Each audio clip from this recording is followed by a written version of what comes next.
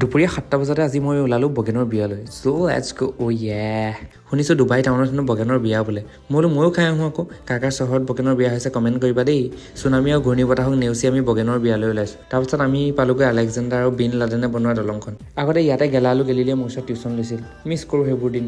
এইপিনে দেখিছোঁ অ' শ্বিট, ইয়াত যেতিয়া আগতে মেনি পকপেন ওলোৱা নাছিল, গেলালোৱে মনে মনে এই ঠাইতে মতিছিল নেচাৰ ফিল্ড লৈ। সেইকাৰণে এতিয়া শেলাই ধৰি গোটেইখন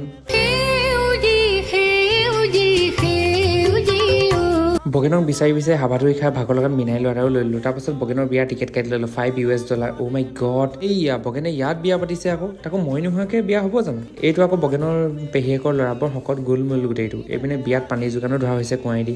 এইবাৰ ফুল ছিংগলৰ বাবে আৰু এইবাৰ কাপলৰ বাবে। ঘৰলৈ আহি দেখিছোঁ বোলে বগেনৰ বিয়া খাবলৈ যোৱা মানুহবোৰক সোমাবলৈ দিয়া নাই। অ' শ্বিট, কি হ'ব এতিয়া? বাবে আকৌ দুখতে জিমলৈকে বুলি ওলালোঁ। জিমত গৈ দেখিছোঁ স্বাধীনতাৰ সময়ত মোক দিয়া সংগ্ৰামী পানী বটলটো। আজিলৈ ইমানেই, আকৌ লগ পাম অন্য এটা ভিডিঅ'ত। Bye bye. অ' ইয়ে।